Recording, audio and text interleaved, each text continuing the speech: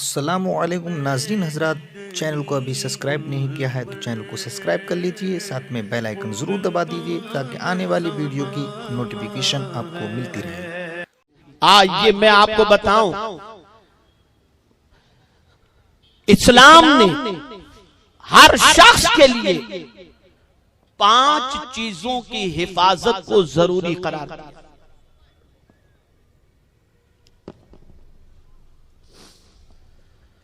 गौर से सुनिए, दिलो दिमाग के अंदर महफूज कीजिए, और मैं सवाल करूं तो मुझे सवाल का जवाब दीजिए ताकि मुझे इत्मीनान हो कि आप कुछ याद करके यहां से जा रहे हैं।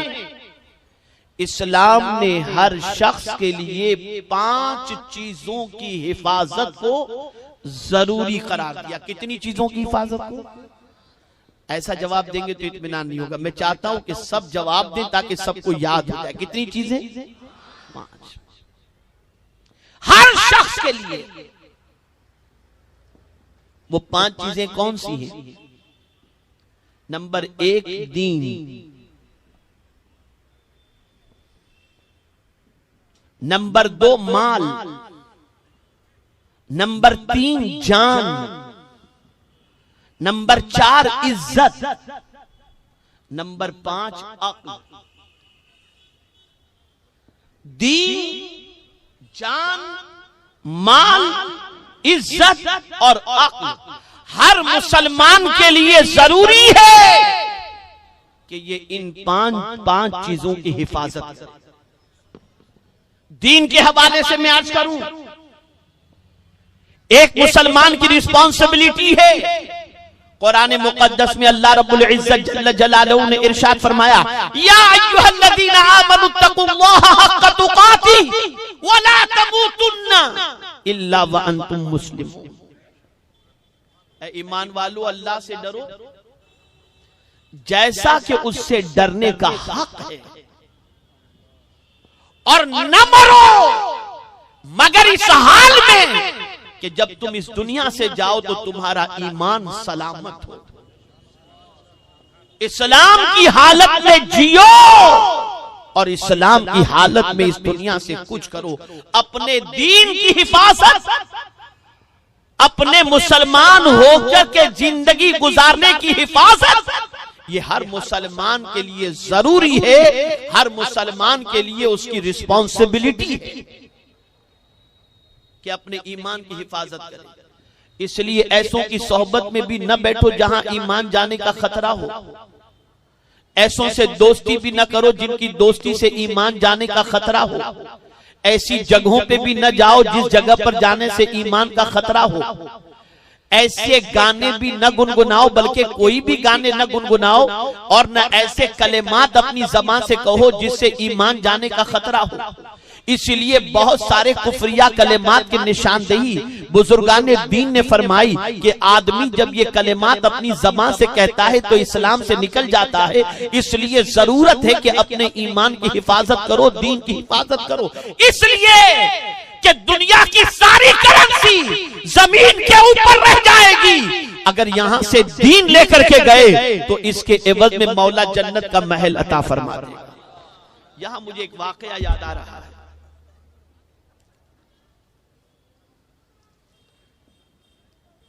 मुसलमान ने दीन को बहुत हल्का और सस्ता समझ लिया। वो दीन की अजमत नहीं जानता, और इसीलिए बात बात पर ईमानदारी से कहता हूं, अल्लाह की कसम खा के कहता हूं, पता नहीं क्या क्या करता रहता है, इसलिए कि वो जानता नहीं, उसे खबर नहीं है कि ईमान क्या चीज है। लेकिन जो जान लेता है उसकी सिचुएशन क्या होती है समझें।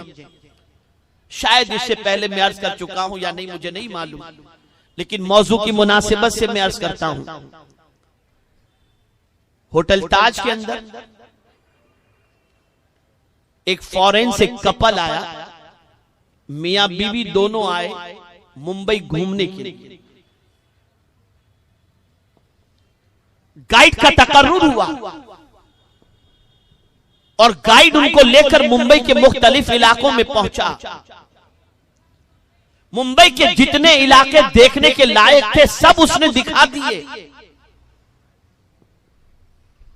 गाइड से उन लोगों ने पूछा, अब कोई जगह है जो देखने के लायक हो और हमने न देखी हो?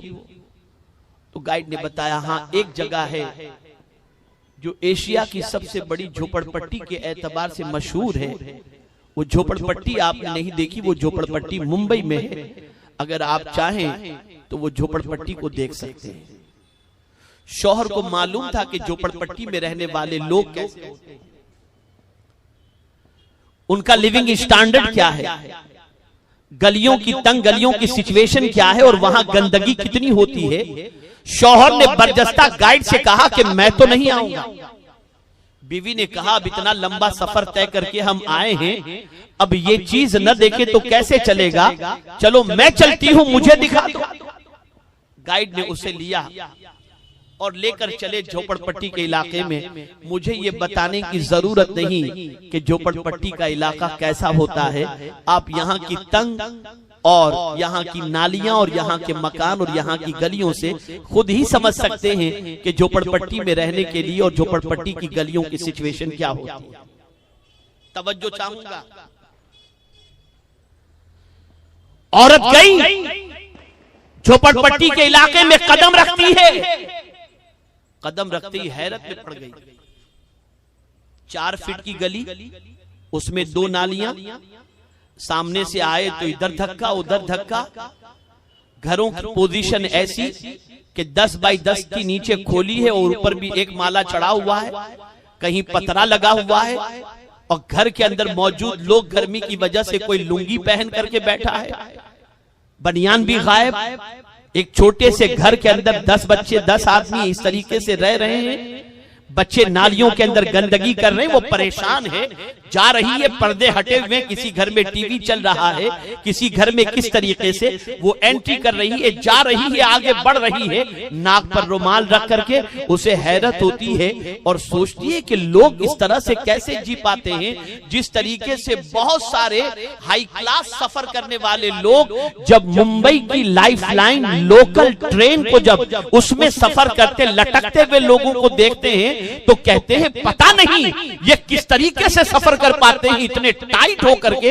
एक साहब तो ओरिएंटलिस्ट थे, दहरिया था एक शख्स। उसे अल्लाह के वजूद के सिलसिले में और अल्लाह के होने के सिलसिले में ईमान नहीं था, यकीन नहीं था। लेकिन मुंबई की लोकल ट्रेन और उसकी छत पर बैठ करके सफर करने वालों को देखकर वो इस्लाम ले आता है, वो अल्लाह का मानने वाला बन जाता है और कहता है कि इस तरीके से सफर करने वालों को अगर कोई बचा सकता है तो वो खुदा ही बचा सकता है। तो वो औरत भी हैरान थी कि कैसे ये रह रहे हैं, किस तरीके से जी रहे हैं ये लोग। लेकिन सबको पसीने में शराबोर देखती है, टेंशन में देखती है, परेशानी में देखती है। चलते चलते चलते कई घरों के अंदर इस तरीके के हालात देखकर एक झोपड़े के करीब जब पहुंचती है तो उसकी अक्ल दंग रह जाती है कि उस झोपड़पट्टी में एक औरत मुसल्ला बिछाकर इत्मीनान से नमाज पढ़ रही थी। तवज्जो चाहूंगा। वो रुक गई, वहां पर गाइड के साथ रुक गई। गाइड से उसने कहा, मैं इस औरत से कुछ सवाल करना चाहती हूं। गाइड ने कहा, ये अभी नमाज पढ़ रही है, नमाज फिनिश कर ले फिर इससे सवाल करते हैं। जैसे ही उसने सलाम फेरा, तवज्जो चाहूंगा मुसलमानों, इस वाक़े से सबक हासिल करो। जैसे ही उसने सलाम फेरा, गाइड ने उससे कहा, बहन ये हमारी बाहर से आई हुई एक मुसाफिरा हैं और ये चाहती हैं कुछ आपसे सवाल पूछने के लिए, क्या आपकी तरफ से परमिशन है? उस मुस्लिम औरत ने कहा, हाँ पूछे क्या बात पूछना चाहती हैं।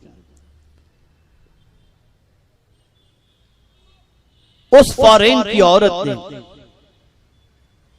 पहला सवाल ये पूछा, गाइड से कहा कि इस औरत से पूछो कि जितना बड़ा इसका मकान है ना, उससे कई गुना बड़ा मेरा बाथरूम है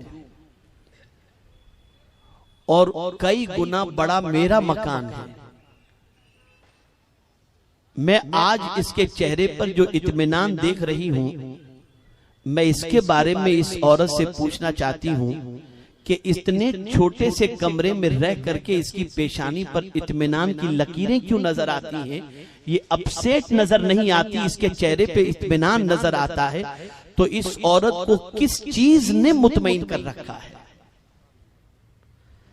कि झोपड़े में रहने के बावजूद ये औरत इतनी मुतमईन क्यों है? इसका जवाब मुझे चाहिए।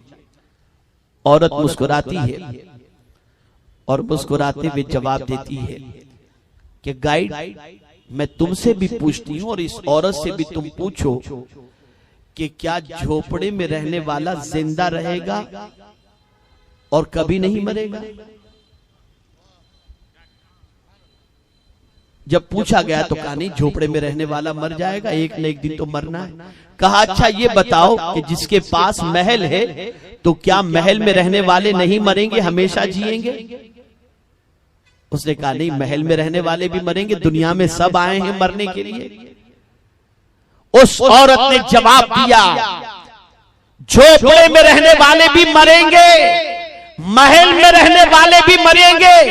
हकीकी जिंदगी दुनिया की नहीं है, परमानेंट लाइफ आखिरत की है। अब तुमने जब सवाल पूछ ही लिया है कि किस चीज ने मुझे मुतमईन करके रखा है और किस चीज से मैं मुतमईन हूं, तो सुनो, मेरे पास एक ऐसी दौलत है जिसने मुझे इत्मीनान अता कर दिया है। वो दौलत ये है कि मैं झोपड़े में रहूंगी तो भी मरूंगी, महल में रहूंगी तो भी मरूंगी, लेकिन मरने के बाद अगर मैं इस्लाम अपने साथ लेकर के गई तो कयामत में मुझे झोपड़ा नहीं, जन्नत का महल मिलेगा। इसलिए मैं मुतमईन हूं कि अल्लाह ने मुझे वो अजीम दौलत अता फरमाई। सुभान अल्लाह। नारे तकबीर, नारे रिसालत, दाइये कबीर। उस फॉरेनर औरत ने जब ये बात सुनी, उसकी आंखों से आंसू निकले और वहीं से वो गाइड को कहती है कि मुझे मस्जिद की तरफ लेकर के जाओ। वो जाती है, मौलाना से मुलाकात करती है, इस्लाम कबूल करने के जज्बे का इजहार करती है। मौलाना कलेमा पढ़ा देते हैं और उसके बाद वो होटल की तरफ बढ़ती है और शौहर से कहती है कि मैं मुसलमान हो चुकी हूँ। शौहर ने कहा मजाक तो मत कर। कहा नहीं, मैं मुसलमान हो चुकी हूँ।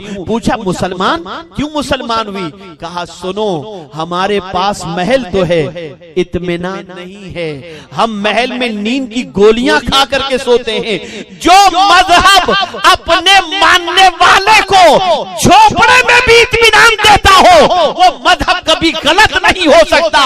इसलिए मैंने इस मजहब का दामन थाम लिया। सुभान अल्लाह, सुभान अल्लाह। यह है इस्लाम। अपने वजूद को, अपने आप को बहैसियत मुसलमान जिंदा रखो और अपने दीन की हिफाजत को अपनी अव्वलीन तरजीह के अंदर और रिस्पॉन्सिबिलिटी के अंदर उसे शामिल रखो, दीन पर कायम रहो। तो दीन प्रायोरिटी के अंदर है।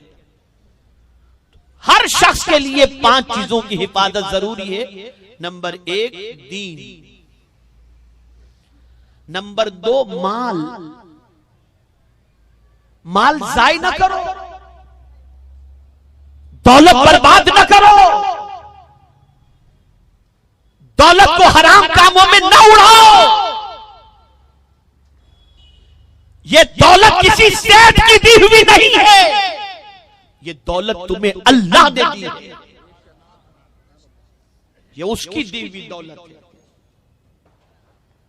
उसने ये नहीं कहा कि मैं दौलत देता हूं, जिस तरह चाहो खर्च करो। उसने तुम्हें तरीका बताया कि मेरी दी हुई दौलत को इस रास्ते में खर्च करो।